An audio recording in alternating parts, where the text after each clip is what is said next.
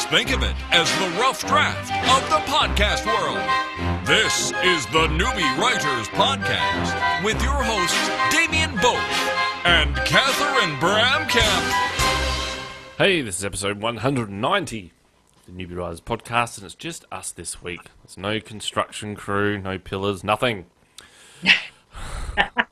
Finally. Finally. It's alright. I forgot to put the show notes up. I should probably do that.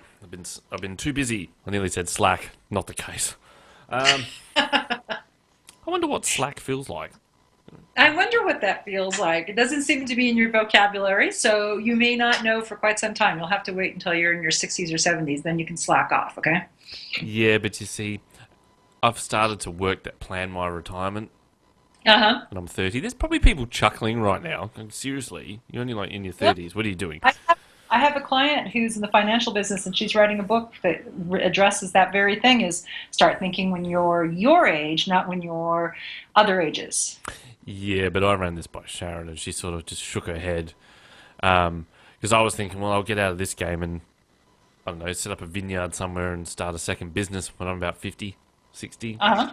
Okay. And then I can just mooch off for that. There you go. Like, right. That sounds like a lot of work. No? Yeah, well, she's like, all right, so you're going to be out there, are you, tending a farm? I said, no, I'll hire people. I think before you do that, you might want to just cruise around to a few vineyards and just ask around, so how is that retirement vineyard going for you? Yeah, exactly. But that's fine. I know enough people I can ask that. I don't know, it'd still be nice. Oh, it'd be great, but it's more work. I was talking to a gentleman who had just taken, he doesn't own vineyards, but he makes wine, and so he just took his winemaking to the next level and to make it professional. And so I asked him, I said, well, how is that going from amateur to professional? And the poor man just rolled his eyes. He says, oh my God, I should never have done this. Yeah, but, Sharon said to me, you'll need $1 million first and then you can do it. I said, all right, I'm on my way. Now you have a goal to save towards. I know. So you can spend it all on wine. I know. Alcoholic. Now, before we get into the show that we've sort of pulled together at last minute, I did ask people if there was anything they wanted to ask us, and you people didn't get back to me, so that's your fault. So we're just going to natter on now for a good 45 minutes to an hour. Sucks to be you. I've warned you. Thanks for the feedback for last week's show, by the way. If those people saying you two cracked me up, like that wasn't the goal of the show. But anyway. Well, all right, but we'll take it. Any compliments? We'll scourge around for anything you care to throw at us. Make us very happy. Yes. Still haven't given the book away, so if anyone wants it, let me know. I've been tempted. I've been doing a lot of driving, and I've been tempted to get into some audio books. See, I normally listen to podcasts or the radio, but I'm getting a bit tired of that. It usually gets to around this time of the year. I start thinking, I'm a bit tired of that sort of thing. So I might download an audio book or two. And the question I was going to ask you, and throw it out there to anyone else, is what's the first thing you'd listen to when it comes to an audio book? Do you, A, stick to a book you've already read? Like for me, I might listen to the audio version of Lord of the Rings. Or do you go, I know them, I might try something different? And if that's the case, which one do you choose? How do you do it, Catherine, if you log into Audible and you go, okay, I might look at something, listen to something? What I found, I have a number of members in my book club who listen to books because they commute, or they listen to books while they do, handicrafts or, quilting or things like that. And what I found, I said, okay, great. So I found a book, for the first part of that answer, I found a book I had not read before. So, new book. Then I started driving around and I'm listening to the book and everything's great. And I realized one of my problems is I get really into books and I don't pay attention to driving. Bad combination. So I have shifted over. I'll listen to I can listen to nonfiction books, and I also listen to not podcasts but lectures from the teaching company. And so I'll listen to classes. Because I usually have to play them twice to catch everything, but that way I don't get so involved that I forget why I'm there in the first place, which is to drive a car from point A to point B without getting in a wreck. Right. But then, I don't know, if I'm driving around and I'm listening to something, even podcasts, it's a bit hard. Because I've got the sat nav going as well through the phone or through the stereo. So then you can be listening to us talking, and it'll be like, okay, now it's time for a tortured sentence. Please turn left at South Road, and then it cuts back into the show. Oh, that's right. So. Yeah, I have had that. I've had that where the voice supersedes whatever I'm listening to, and it's a little disconcerting. But that's okay. I get deeply involved in novels, and it's really hard for me to pull out of them because I'm so entrenched in the story. And I just have found that driving is a bad combination. So that's my answer, is that I don't listen to fiction. I listen to nonfiction. For some reason, it's a different experience, that's kind of interesting right there. Nonfiction is a very different experience than fiction. Well, why do you think that is? I mean, still, if you're listening to something that's nonfiction, you're still having to imagine what they're talking about. Surely, if he's talking about constructing a pyramid, you're not going to be just blanked out, are you? Right. Isn't it? And that's even as I say it, I'm aware of the difference, but I haven't really deconstructed it. And I think that's true. I think it's true for actually reading too. People read nonfiction differently than fiction. I think you can abandon nonfiction faster. So for nonfiction, you may not, they're not, quote, page turners, unquote. So you're not into it. It's like, what happens next? What happens next? I mean, if you're putting a pyramid together, you're like, okay, we've got the first level done. I can leave now and go to work, park the car, go make dinner, whatever it is. There's not the same kind of story to a nonfiction work that's compelling. Do you think it's to do with we probably have been flooded with certain things like that? I don't choose building pyramids. We kind of know how it goes together, but we're just listening to a different take on it. I think that could be part of it. I think that oftentimes for nonfiction, we may listen to books or read books that are in the field that we know. So you would say, oh, look, a new book on AV installation. I'll thumb through that. And so that's what you literally do, is you thumb through it. And it's just like what I do is I pick up books about writing all the time. I collect them. But as I'm reading them, it's like, oh, I got that. Or, all right, I don't really need to read about point of view anymore. And so I can look through them, and I think the word look is important. I can look through them differently than where I pick up a book. I'm reading another Terry Pratchett because I like Discworld, and I pick it up. I know the world. I know where I'm going to be going, and I just immerse myself in it. And that's a different experience. It's a different reading process. So, but then isn't it different then for someone like me if I was to pick up one of the writing books and go, oh. And do you take it a bit of, well, they must know what they're talking about? Does that come into it subconsciously? I think so. I think that's why with a lot of self-help books, so much of the book promotion is to promote the authority of the person who wrote the book. So the book might be crap, but the person who wrote it has these great credentials, and so you say, oh, well, I always wanted to read a book by Donald Trump on how to build tall buildings without any money down. I'm there. I'll read his book. His book could be awful, but because you think he's the expert, that's what's going to drive that sale. Yeah, but then obviously because you're in that writing world and you pick up a writing book, are you more critical of it because you kind of know the ins and outs? I'm thinking if there was an AV book, I'd be like, God, an AV book. Even that, just to begin with, I'd look through and go, seriously? No. And it would start, you would be too critical of it, whereas someone like me, picking up a writing book, I'd probably take it more on face value and say, okay, cool, maybe they've got a point here, or I guess they're right. I don't know.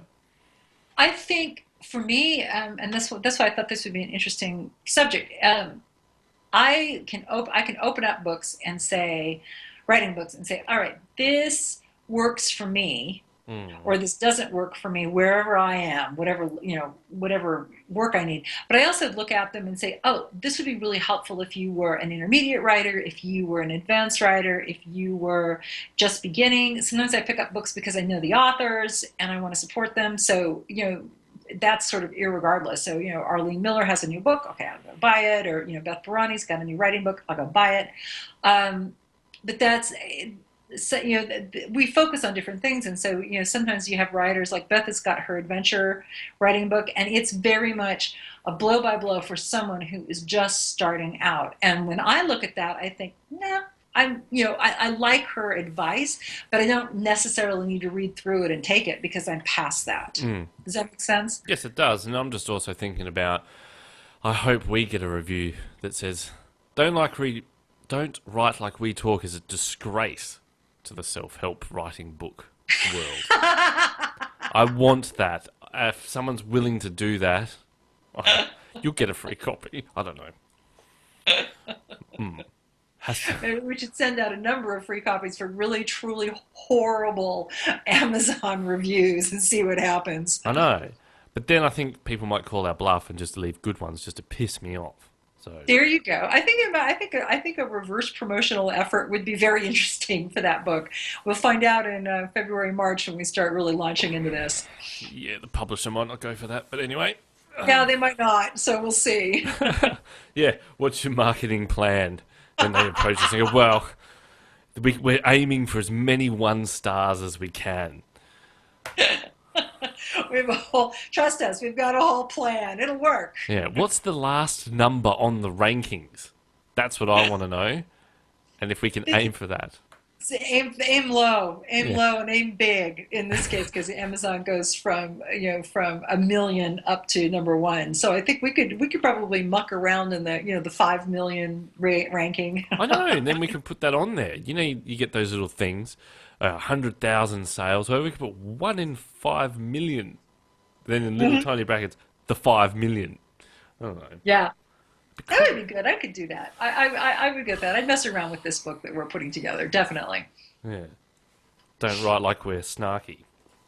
Well, so the introduction is very much like that. It's like, this is not a super real book. It's only a semi-real book. We're going to give you some information and just some really bad opinions. Oh, I think it's good. Yeah. You can never really have a bad opinion, can you? Because it's your opinion. This is your opinion, I guess. Your disagreeable opinions. I don't know. So then, what's the point of writing books? Is it just a delay tactic? Writing books, of a self-help book or how to write book? I don't know how to write a book.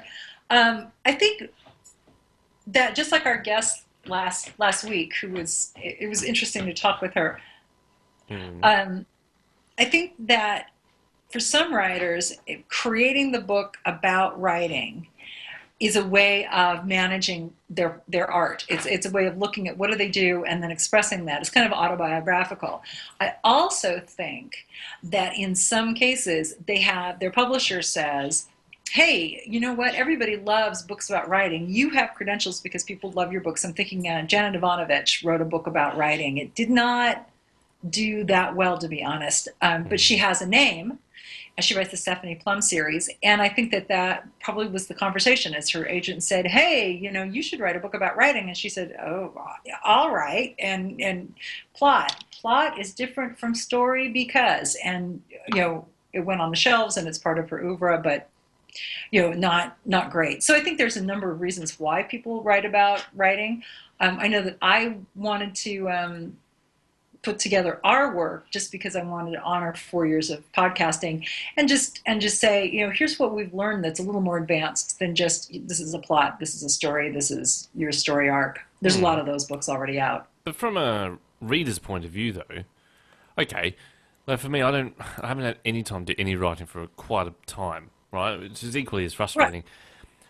But then if I do find that time, is it a bit of a waste or time? Is it just a delay tactic if I said to you, I picked up this book on how to write a book, and you're supposed to then say, why aren't you just writing then?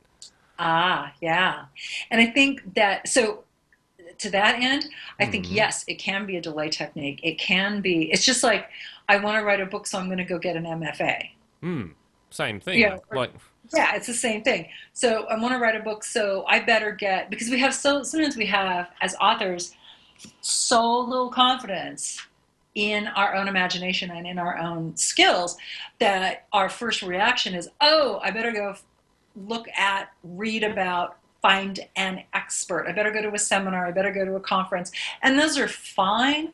But you're right. Sometimes you can OD on that, have all of the books, go to 14 different conferences. You've spent thousands and thousands of dollars, and you're now closer to working on your book than when you started.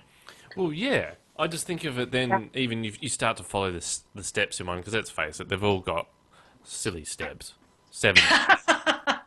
Like the Department of Silly Walks. Yeah. Yes, that's right. 7 steps to 7 other points of this and that. I think then once you've gone through that, and you could say to me, well, how'd you go with that book? It's like, yeah, it's pretty good. Now I'm delaying things even more by writing a character plan. And I've then done a mind map. You know, at what point do you just say, seriously, just sit and do it? Yeah.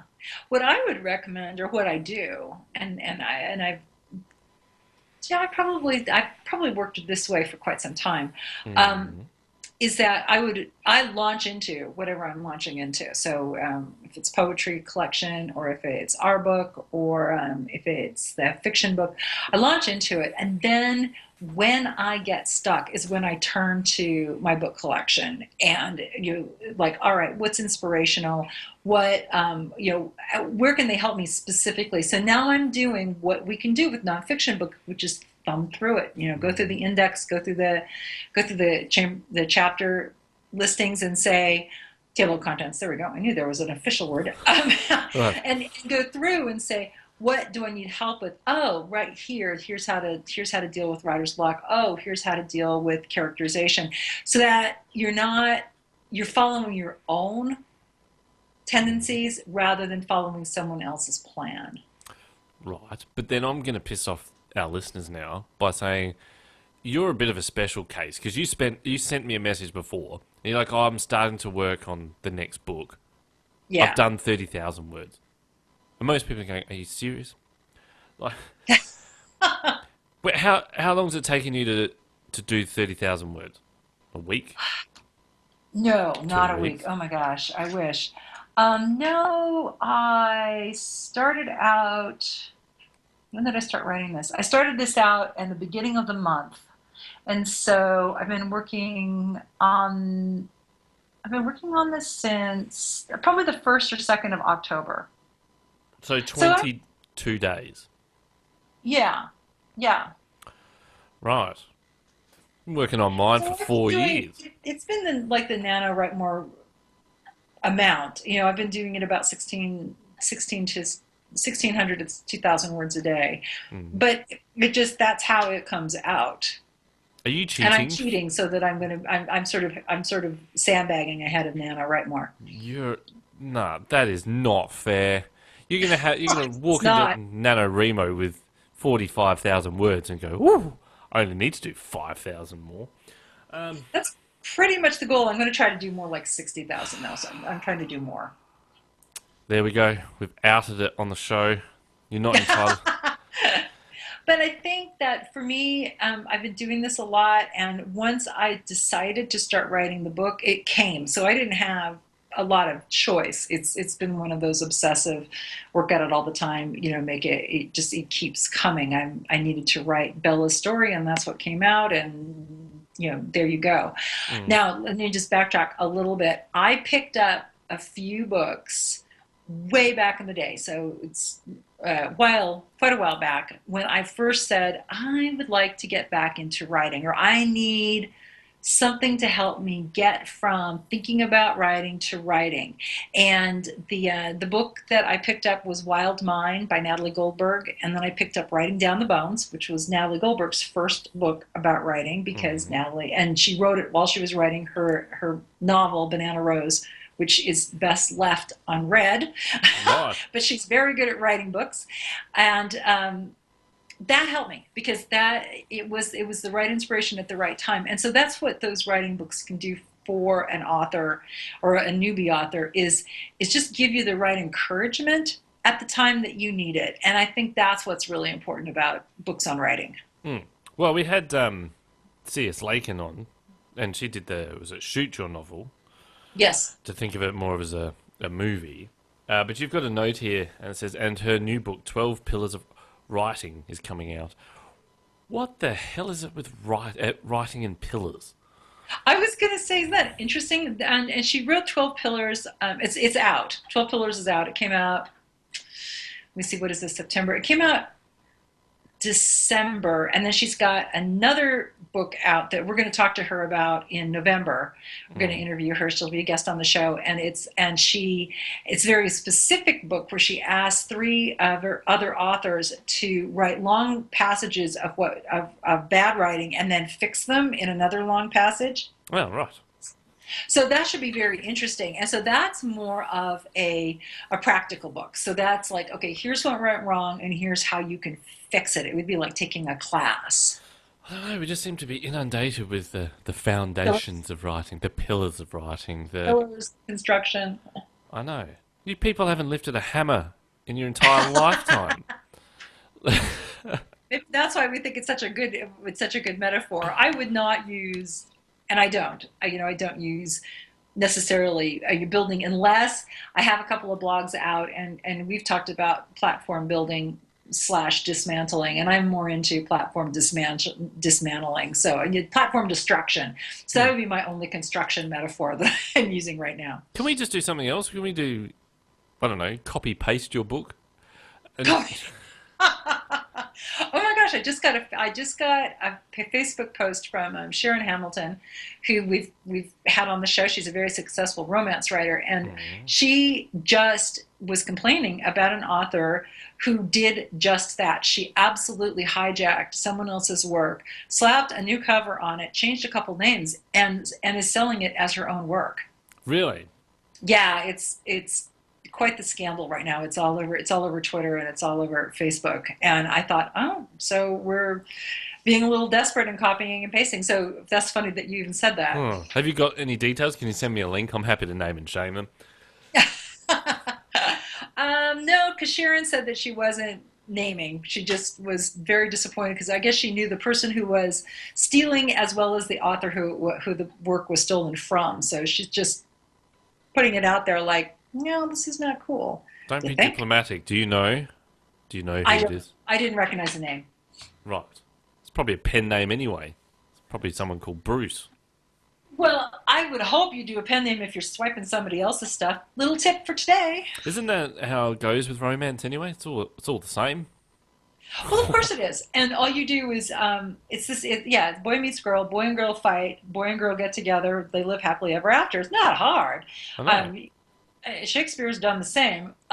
What you do is you see what's the setting. Do you do a gig like Sharon does, which is the Navy SEALs as characters? Do you do a gig? There's a current trend now on sports figures and sports love. In fact, one of my clients has got her love story is all based on a baseball player and his love. That's what people buy. So they're like, oh, I love sports. I'm going to read about sports romance. Oh, I love 16th century love stories. I'm going to go read Regency novels. That kind of thing. I want to do a romance novel based on golf, and I'll call it Tiger's Wood. I think that may have been done already. Oh, I'm sure it has been.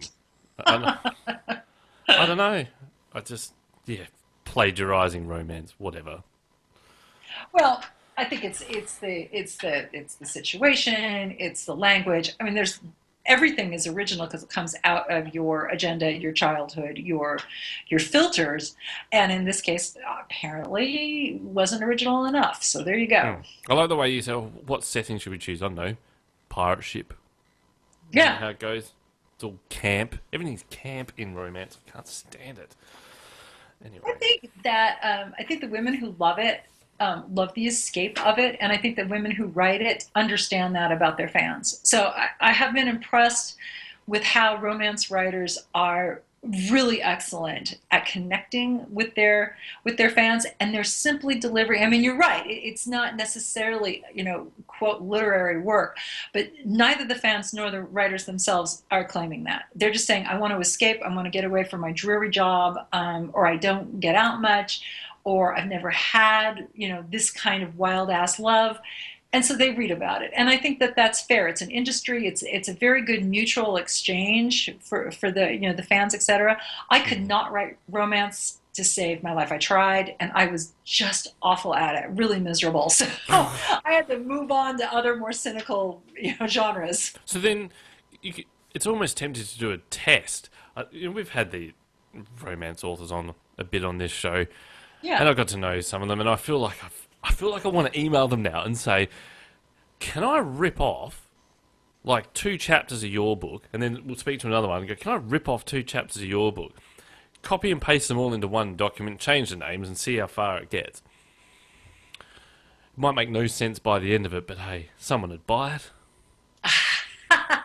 Well, then you would, you could definitely do that. All you have to do is call it like an anthology, or you just call it a mashup. Give them credit. That's all they want, credit for their work. Totally fair to ask for that.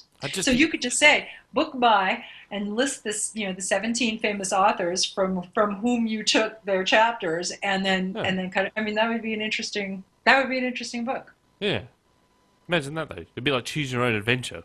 Yes, it would definitely be like Choose Your Own Adventure, and I would just I just advocate to give credit where credit's due, and I think that's what the conversation is. I would just like to know how that story would flow. Oh, it probably wouldn't flow at all, or it would flow amazingly well, and wouldn't that be interesting? It's like, maybe these books have more similarities than we are talking about. And then there was 50 Shades of Grey. That was clearly a mashup of just, I don't know, Wikipedia. Fan fiction.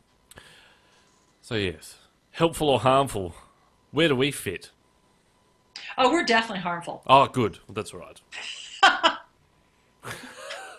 Don't write like we talk. Definitely harmful. Use bad advice for good people. I don't know. We'll come up with some good title. Yeah, I want someone to give us some feedback on that. Actually, if we have to have our little subliner. Send it to beta readers. Have you looked at it? No, you've been busy. Oh yes, and that really plagues on me because I need to look at it and I need to add my bits, and it just seems like things get in my way more so, and I don't know. It's one of those things I was talking pre-show about it. People make excuses all the time, right? Why they couldn't do something. And we joke about it going, oh, Google got in the way or YouTube got in the way, cat photos. But for me, it's like emergency things. I've got a relative who's dying at the moment. Stuff like that. And you go, I consider that a legitimate distraction. You talked about that. I anointed you with legitimacy for that. But it's just interesting. You think, God, just cut me some slack for 1 week, really. Yeah. And I had one of my clients say to me, are you going to take a break? And I said, I am actually. I've got a holiday coming up at the end of November. And he says, oh, that'd be good. You taking what, 2 weeks off? And I went, I'm taking the Friday off at the last week of November. And he went, the Friday? I said, yeah, just the Friday. Maybe Saturday and Sunday. And he just went, you are an idiot. Take 10 days off. I went, no, it's not going to happen. So yeah, I'm hanging out for it. That's right. Your client is right. You need to take off way more time than that. I know. So, I don't know. I don't know. You get into a habit, though, I think. You get into a routine. Yes. Routine. Wake up, I do a shit ton of work, and then fall asleep. Yep. And I'm assuming it's probably like that for you. You do have that... people would say you've got more time to write, but that's your routine. You're a writer, you're an author, so that's kind of like your job, really. So you get up, you write, you do whatever you need to do. So and I have word counts. I have calendars. I do set it up, and I have goals, and lay it out. It's like, okay, I need to do this. I need to do this, and then I have other things, social media for companies to do, and classes to teach. I have a bunch of other stuff, but it's very much I've done NaNoWriMo enough that it really has helped me create systems so that I can say, okay, I'm going to write a book. It's going to be this long. How do I back it up? How many words per week, per day? What days do I want to write? And then that just focuses me. It's automatic now. If you're just starting out, writing 50,000 words in November is a great way to kind of really, work with that and see how that feels to write at that kind of pace. It's not easy. No, and I want to have Sean Williams on. I must contact him. He's here in Adelaide.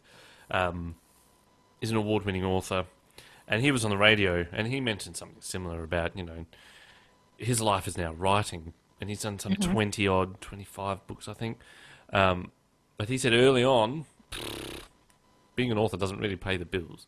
So for him, it was trying to find that time afterwards. Yeah. But then I still think about it that if you've got a 9-to-5 job, then you finish at 5, and the rest of the evening is sort of yours. Yes, yeah. But in certain situations like mine, the rest of my evening is cool, catch up. Right. So, right. Well, and I talked to a young man who had his small children. His wife worked.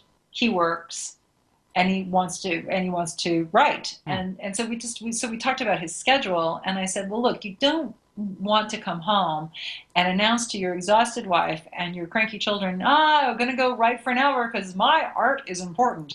I said, pretty much you're going to make a lot of enemies. I don't really want to go there. So we looked at what the family schedule was and looked at how he could fit in writing so that it wasn't disruptive, but at the same time felt like he was moving the work forward. And it takes some scheduling, and then it takes some time to focus on that and to say, I'm committed and I'm going to do the work. You can't be a procrastinator and be a writer. I think that's one of the things that you can't do. You can't just say, oh, it's at the end of November and I'm going to write my 50,000 words tonight. Yeah. It doesn't work. No. You do need to be a driven soul, I think. Yeah. And I think focused. Driven probably is more accurate. I think focus is a nice, happy word. I'm just focused. Yeah. My husband's looking at me like, you can't even get yourself food at this point. All right. Yeah. Let alone use a microwave to warm it up if you did. Oh my gosh. No, he came home the other night and he just looks at me. I'm standing in the kitchen and he just looks at me and he said, so what do you want to do for dinner? And I said, I just wrote 3,000 words today, and I don't even know who you are, so I think pretty much we need to go out. God. Yeah, we have days like that. I ring Sharon and say, what are we doing for tea? She's like, I'm not sure, but people do deliver. Yeah, yes, that's exactly right. There's services for these days. I'm not gonna. So I do get driven. And I have those propensities of, your classic writers where I'm just like so into my head that nothing else matters. And it can be, challenging if you're married and you're trying to, maintain a relationship and some sort of semblance of normalcy. But at the same time, it's how we are. It's how we manage. Well, here's the thing. It's always in the back of my head, various little scenes and snippets. And I've mentioned this once before, but I don't know, I've been really fine-tuning it in my head, and it makes me feel strange. I don't know if you've ever experienced this, especially with the fiction side of things, you're writing a character. Has it ever just popped in your head, you go, you know what, I want to kill them off? Yeah. And I wrote the scene in my head, and I went, ooh, this makes me feel weird. No, I just killed a character today. Right. So it does. Yeah, I just walked in, I said, oh, they have to die. Whoops. Okay. And then I just made some notes. And every once in a while you're like, all right. And if you're writing murder mysteries, of course, you're well, they have to all the time. Wouldn't be a murder mystery if no one died. But That's exactly right. But do you then second guess it? Like I was thinking, hang on, this guy, he adds the sort of the charm or the comic flavor to the overall thing, the tone of my story that I'm writing. And if I kill him off, is that going to be detrimental then to the story? Could be. You don't know until you get more into the story. Right. Which is not the answer you want. No, it's not. I wanted you to say, I've been through that, and I did write the scene. It didn't work, so I've shelved it. Which then made me think you can have an alternate mine end. Might come back. I mean, it's rough draft stuff. So, if it's like, oh no, he needs to come back, then, bring him back. Just make sure that you eliminate the part where they died. Otherwise, your editor is going to say, didn't you just kill this person on page 22 and now they're back? Oh, that's right. Yeah, but I don't want to then chicken out and go half and think, I actually miss him. I'll bring him back. And then all of a sudden, because it's fantasy, you go, ooh, magic. You could. Ooh, magic works. Well, they did it in Lord of the Rings. Gandalf. I'm Gandalf the White now. I'm back. Jesus. I'm back. Like, that was a clear case of I'm going to kill him off, and then halfway through he's just going, you know what? I really want that guy back. He's a strong character. I'm white now. So, anyway. There you go. So now you know the problem. So you think it's going to be great, and then you have to go back. Well, you just double back and like, how else can I resolve this tiny plot point? And then, do the right thing instead of the weird thing. He was never really dead. He was sleeping. Yeah, something like that. There's all sorts of terrible things you can do that have no plot sense whatsoever. So be careful of that. He went to the magic realm and came back. God. Give it magic water. I mean, how many of us have seen those films? Oh no, he's going to come back because we're going to give him, the magic elixir that I happen to have right here. I know. And, and the tears of the elf that's never cried will bring him back. Right. Like, So, exactly. God. Exactly. And that goes back to the idea of fiction physics, where you have to stay within the rules of your world. But it's so far-fetched, some of it. You think about it, like the tears of some high elf can bring back the dead. Well, how come they aren't squeezing them out all the time? Why isn't there a farm where they're just milking them so nobody has to die? Exactly. It's the elf farm. Cry, darn it. It's like Day of the Triffids. Put them all on a farm. But yeah, I don't know. That's how I don't know. I'm just so critical of everything. I'm annoying. It's fine. That's okay. That's why we love you. Yes, well, some people do. Now, on the list you've got here, Catherine's pulled together a list of books on writing, written by famous authors. But you've also got here books on writing by Newbie writers, podcast guests, and you've put your book in there. You're not a guest on this show. I know, but I wanted to spruik it. What can I say? I don't know. We'll put our book on there, okay? Oh, okay, let's do that. The one the on writing, the Stephen King one, gets brought up all the time. Mm-hmm. I've never read it. I don't have it. Is it good, or is it just a case of because it's Stephen King, one of the best horror writers in the world, that people go, yeah, choose that? Is it just the name associated with it? I think that there may be some elements of that. However, I picked this up. I'm not a Stephen King fan, so I can speak to this from another side. And I thought, oh, really, Stephen King, give me a break. So I pick it up. I bought it. I own it. And it is very autobiographical, and it's very different than his horror writing, which I'm not. His horror books they're certainly effective, and they're scary, and there's blood and crazy people, but for me the writing isn't that good. And so I'm not as engaged as a result. That's fine. His book on writing, the book called On Writing, is actually much better. Oh. And he writes because he wrote the book because he was in not a car accident. He was hit. He was walking along the side of the road. He lives up in rural Maine in the U.S., which explains all this scary stuff, because rural Maine's probably pretty scary. And he's walking along the side of a road, and a truck hits him and throws him, like really hits him. Oh. And so the year-long recovery was very painful for him. And so part of his recovery was to write differently. And so this is part journal and then just part thinking about the writing process. And he actually he wrote himself out of depression. He wrote himself back into health. And so there's a very interesting subtext of that book. And he does give some very good advice. And so I was impressed. I read it thinking, yeah, right, whatever, Stephen. But when I got into it, it's one of the better ones, and so I do recommend that, especially for newer writers. Oh. It's a pretty good bet. Not only that, you can get it at used bookstores, paperback, $6, easy, right? You can get it everywhere, right next to get it everywhere. Don't Write Like You Talk. Yeah. God, I don't know. That's next. All right. So the list is here. Is there anything else you want to add? Do you think that they are actually helpful or harmful? Like, can it sway you too much one way or the other? Or is it better to read them all? I don't know. Oh, yeah. First of all, I think to your point, I obviously, all the books on the list are books I own. All right, so I have a lot of writing books. I like to collect them. I'm interested in them. That's what I do. That's my job and my avocation and my vocation.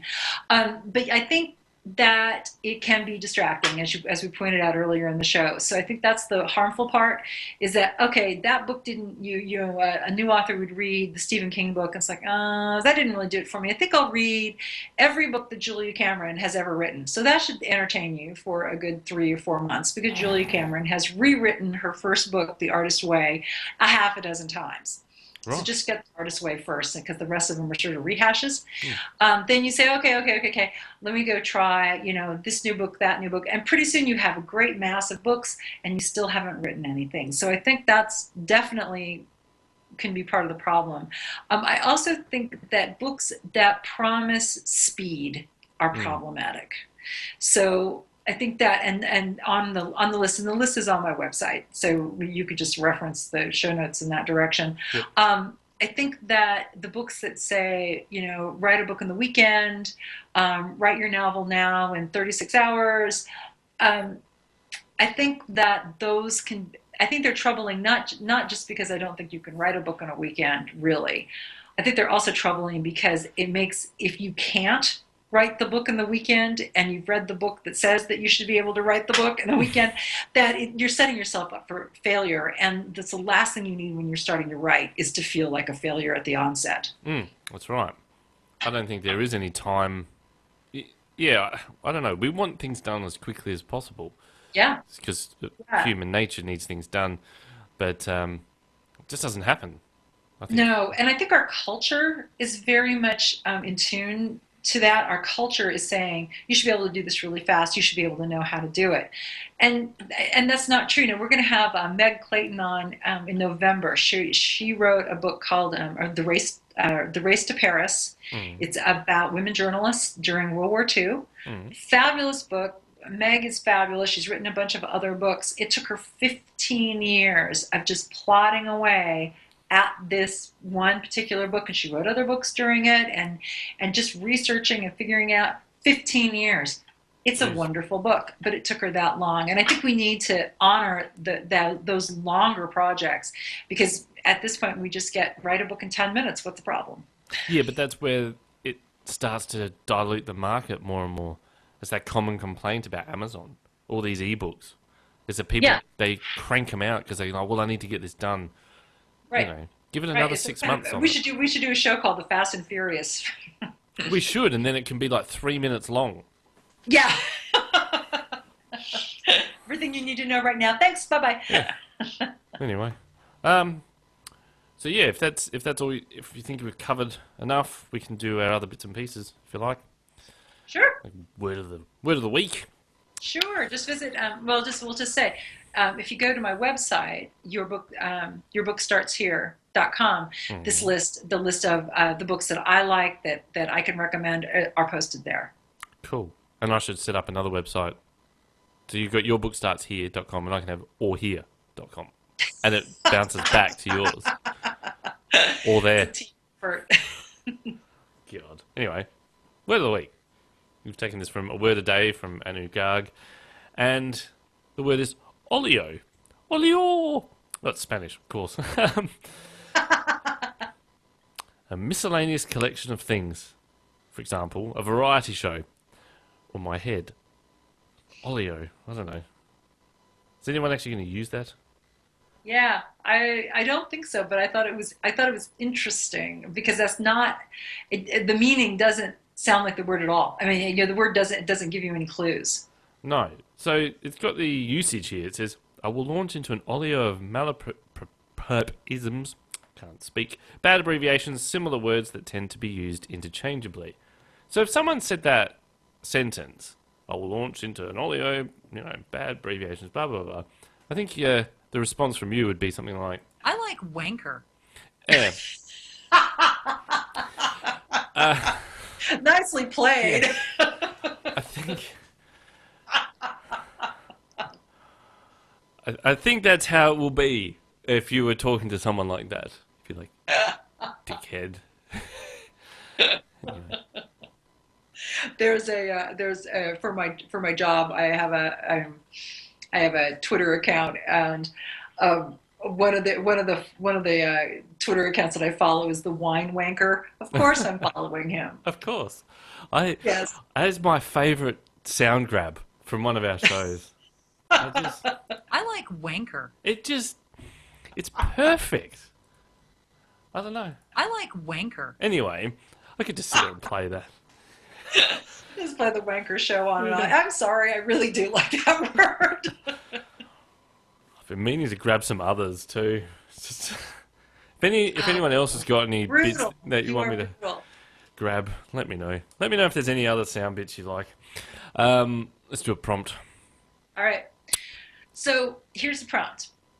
Walk a mile or a paragraph in someone else's shoes. What is the morning ritual of the homeless person that you passed by yesterday? What does the barista do after work? Where did your second grade teacher vacation? Be someone different for a whole page. Right. Well, what do you think the morning ritual of a homeless person would be, and try and keep it clean? Yeah. I don't know. The first thing would be to do is to pee in an inappropriate place. That would be probably the first thing.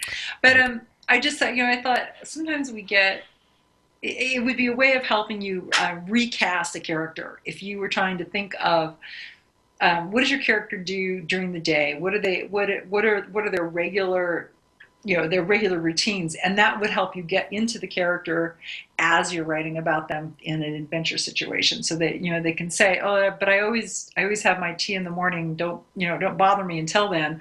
That can be a plot point. It can be something funny. It could be something that throws a wrench into the action. It'd be like the hobbits complaining about not having second breakfast. I mean, that's an adorable moment. Yeah. And we remember it. Where did your second grade teacher vacation? Be hilarious. AA. Alcohol. Yeah. Second grade's not so bad. It's sixth grade where they would be vacationing at a nice asylum, a sanitarium. Yeah. It is interesting though, how you remember things like, I remember, I think it was my fourth grade teacher, I busted him smoking out on this, behind the shed sort of thing. There you go. And it really changes your opinion of them. So, because you see them as they teach you during the day, but then you realise that as you get older, obviously, it's quite obvious that they're still human beings, and they go home after and they smoke, drink. Exactly. Or that's the classic thing where you're shopping with your little people, and you encounter one of their teachers in the grocery store, and the kid doesn't know what to do with that. Yeah. Because the teacher is completely out of context. Yeah, that's right. And then there's that false niceties. Oh, yeah. You're looking in their trolley going, oh, that explains it. I wonder if every teacher on the planet Earth has to shop in another town. I don't know. Yeah. Or they have staff meetings going, now, ladies and gentlemen teachers, we need you to purchase all of your goods online from now on. Right. Amazon delivery, just trust us. Yes. We are engaging in a drone program. Yeah. That's right. Because it's just too disturbing. And if you're throwing a big party, we do not want you running into parents with whiskey loaded up in your cart. Oh, how funny would that be? Like, oh, big party? For student-teacher conferences. Yeah. We're all hungover. Let's do a tortured sentence. Next time, don't put the wrong emphasis on the right syllable. Tortured sentences. All right, so you've got one here from St. Paul's School. Shakespeare. I'm going to read it because there's actually, I don't know, is this typo real? Yeah, I think so. It's just they forgot to put the E on the end of his name. Right, but that changes everything. So Shakespeare, like a pear, the fruit, never made much money and is famous only because of his plays. He lived in Windsor with his merry wives, writing tragedies, comedies, and errors. Right. I like the term merry wives. Merry wives, tragedies, comedies, and errors. You're a wife? Are you merry? Only when I haven't been writing 3,000 words during the day. God. Anyway, now, I've got another one, and it Okay. came through this morning. It was a spam email. It's quite funny. Now, it was addressed to me, Damien. Hi, Damien. It says, hello, new friend. I wish I could write your real name, but you never told me that. So, I've used your profile name on Facebook. Firstly, you've addressed me by my real name to begin with. Then it says, I send you my picture as you asked. Could you write me your name? Will you send me your picture? A descent one. Oh, you don't want to go to the descent photos, they're You don't filthy. have a descent picture. In what city or town do you live? Shouldn't that be on Facebook? I hope to hear from you soon. I'll have my vacation in 3 weeks if my boss doesn't make to work longer 1 to 2 weeks. I'll be very glad to become friends and meet in real. Oh. For reals, bro. Yes, it's just a bizarrely written spam email, which I thought was interesting. That you addressed me by my first name, and you've got my profile on Facebook. Cool. Who set my Facebook up? Never been on there. Here you go. So- That's why they needed to know your name. And what's a descent photo? I don't know what a descent photo. That sounds you're right. That sounds kind of creepy It does. Or dangerous. or dangerous. So here's a photo of me here's a selfie thrown off a cliff. Yeah. And they say that computers can write novels now. I am going to beg to differ based on some of these writing examples from computers that we have been reading. And they signed it off with, if you have any questions, just ask. Where do I begin? Are you sentient? Do you know what you're doing? And the person that signed it off, the name it's got is Vaselina. Now, Oh, good. That's a very unfortunate name. I know. I'd like to say, how does it feel like to be called the female version of petroleum jelly? Gosh. Slide right off of that one. Anyway, Oh, ouch. I'll file that. I'll put that away. I'm not going to ever bring that up. Yeah, put that away. All right. Well, that's all I've got for the show notes down here. Yes, that is all you have for the show notes because I wrote them. So that's it. It's a short, sweet show. Yeah. Is there anyone you want to give a shout out to? I give a shout out to my dog, not because he was a good dog, but because he went to the backyard, got all dirty, and then jumped not only on my bed but managed to get in between the sheets. So it's going to be very gritty tonight. Awesome. Well, that's what I said. I don't have time to rush the sheets, really. yeah. I may as well shout out to the cat now, and the fact that he scratches at the door at 5 a.m. The prick.